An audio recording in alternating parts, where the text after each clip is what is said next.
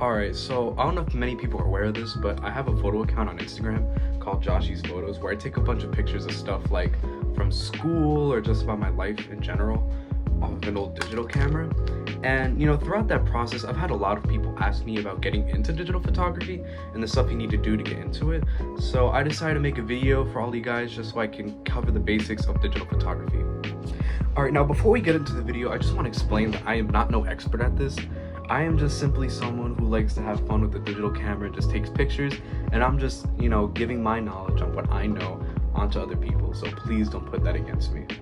But digital photography, there's basically, at least to get into it, there's two main steps that you really have to think about. The first one being finding a good camera for your needs, and the second one being when you have your camera, how to get the photos out from the camera to your phone or to your computer or to anything elsewhere, so you can actually show the photos to other people. Anyways, let's get into the first part, which is finding a camera for your needs. Now, I just want to give a disclaimer before I start talking about this. There are two places where I absolutely, and I mean absolutely, do not recommend getting a digital camera. Those being TikTok Shop and AliExpress. Those places are notorious for having really crappy cameras that give off bad picture quality. Not only that, but they're super unreliable and they're known for breaking really easily. So please, at all costs, just avoid those two places.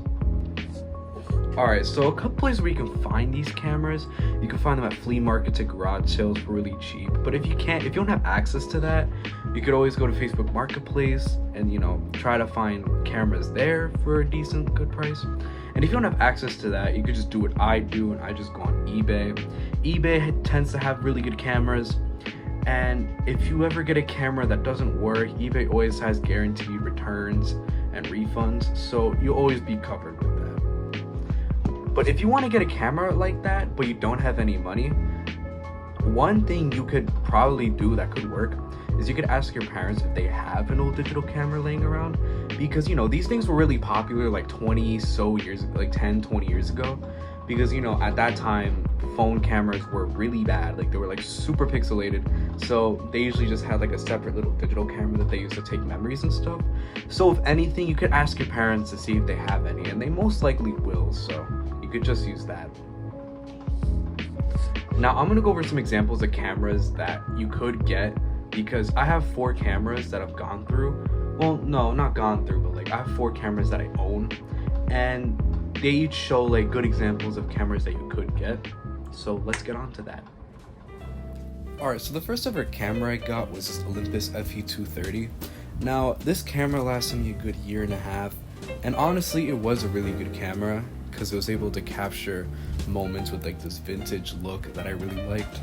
And plus, if I wanted to take videos off of it, it had a mic built in, so I was able to make videos with sound and make vlogs off of it, which was really cool. However, there were some cons with this camera, like how it used this weird things called XD cards instead of regular, SD cards.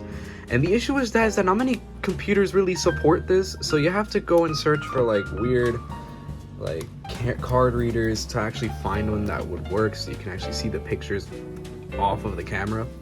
And another one being that it's rechargeable. Now you might be wondering, Josh, isn't rechargeable camera a good thing? And to that I'd say yeah, but in this instance it's not, because it's not just a typical thing where you just take a cable and you plug it into the port here and you let it charge. No. Instead, what you have to do is you have to take the actual battery out and you have to charge it onto a battery dock. I don't really have the thing for me anymore, but it's basically this dock where you put the battery in and then you had to attach it to the wall. Now the issue with that is if I was ever outside taking pictures and my camera decided to die, I couldn't just plug this thing into a portable charger. I had to actually either find a wall outlet to charge the camera, or I just had to deal with the camera being dead in general. But anyway, besides that, it was still a pretty good camera. It took decently good pictures, but I wouldn't really recommend getting a camera like this. Okay, so after the first one broke, I went to eBay and I bought this camera. Now this is an FE210. This is basically the lower end model, the camera I had before. But honestly, this camera I did like a little better than the one I had before for a couple reasons, like this thing taking AA batteries instead of like a proprietary, you know, rechargeable battery.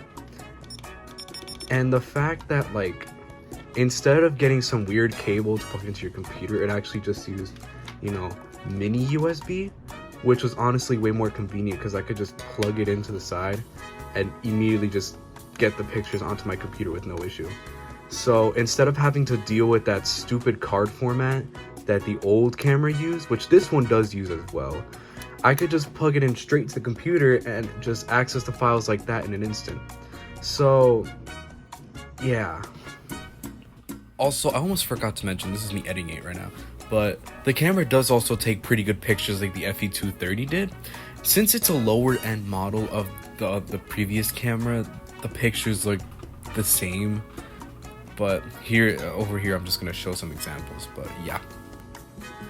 But there is a con to this camera. I didn't like how taking videos on this camera, there's no mic on this camera.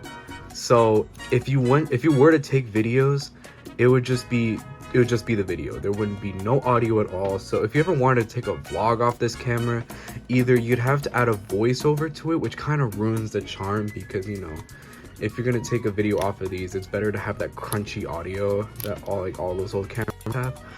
But besides that, this was a really good camera, and honestly, I would recommend a camera like this. These are pretty cheap on eBay. They go for like 30 bucks. It's just the only issue is that this thing only lasted me 2 months, because after 2 months it broke because it wouldn't focus correctly, which is how the first one broke too. That one couldn't focus correctly. But honestly, that's more on my part because of my clumsiness. I used to drop this camera like a couple times, and dropping it does mess it up. So I blame myself for that and not this camera.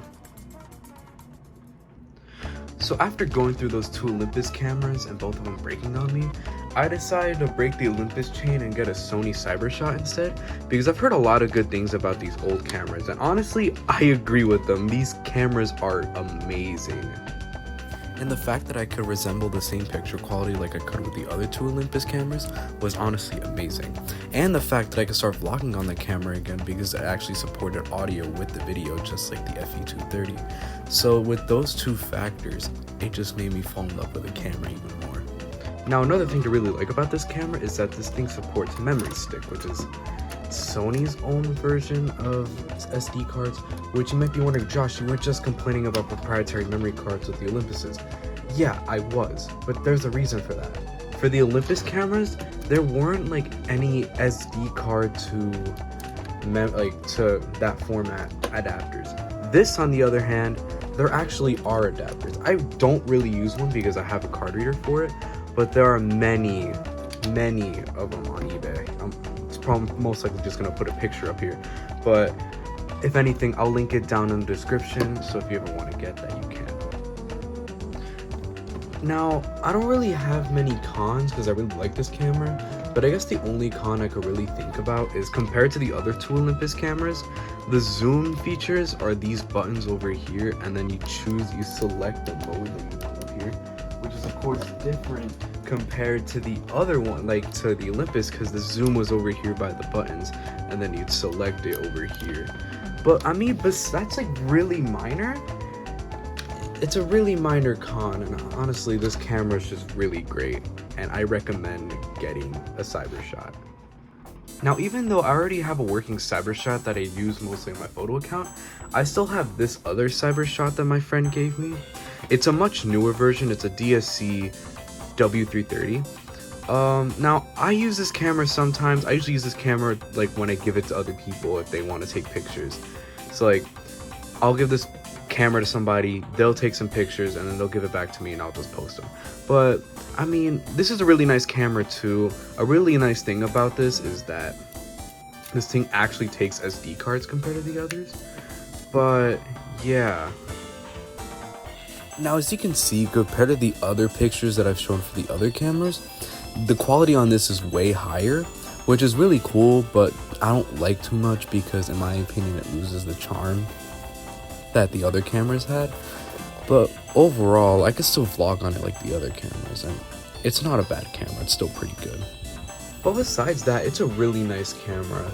It's just, again, like, this barely doesn't have, I don't really like how this doesn't have many modes compared to the other ones I went over. But it doesn't really need to, because the photo quality of this, because it's miles better compared to the others. But I mean, yeah, that's basically it for the cameras. Now overall, that goes over like my opinions on cameras and what to get. And basically, just to restate what I said, if you want to get that vintage look that I really like, try to search on eBay and go search up like Sony CyberShot 7.2 megapixels, and you should get some options. It should range between $35 to around, I'd say, 80. But if you want to go for like a quality like this, like this one, search up like, either you can search up the model number, like the Sony CyberShot DSC W330, or you can just search it up, Sony CyberShot with 14.1 megapixels, and you should get the same results, and the prices should range around the same, or these might be a little more expensive, I don't know. But me personally, I just rather go with this like a 7 megapixel one. Alright, so that basically concludes the first part. So now on to the second part, which is getting the pictures from the digital camera onto your PC. Now there's two ways that I like to do it. Either number one, getting the memory card out of the camera and plug it into my computer, of course. With that, and I told you with the micro SD card adapter, you're gonna need one of these. It's a micro SD card to USB, unless like your computer or laptop already has a micro SD slot. But if it doesn't, you would definitely need one of these. I'm gonna link this in the description too. Either that, or you can use a cable to go from here to the PC. I don't have it with me right now. I will put up a picture, but I'm also gonna link the cable down in the description, but it's basically the same premise as this. But really quick, I'll show you guys how I do it on my computer. Alright, so really quick, I'm gonna show you guys how you can take your pictures from the camera onto anything else. So get the adapter or the cable I was talking about and plug it into your computer.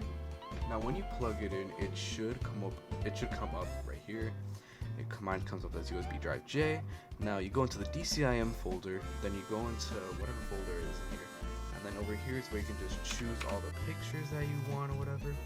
And what you do is you can basically just take these pictures and you can drag them to like your computer. Me personally, I like to keep on my drive, like I have everything organized into each folder where I keep everything.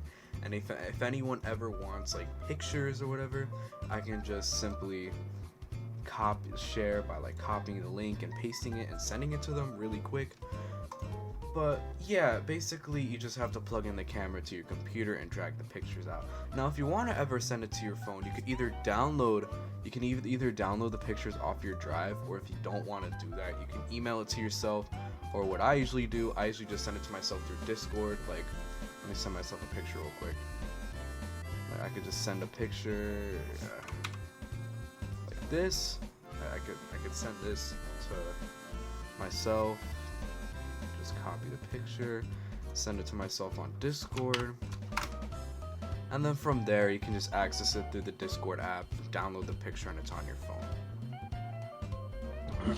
Alright, so that's going to be the end of this video. I really hope this video was helpful for all you guys. This is genuinely one of my passions. I love doing this, so the fact that I'm able to like share this with other people is honestly amazing. But anyways, I hope you guys have a good day, and I'll see y'all soon.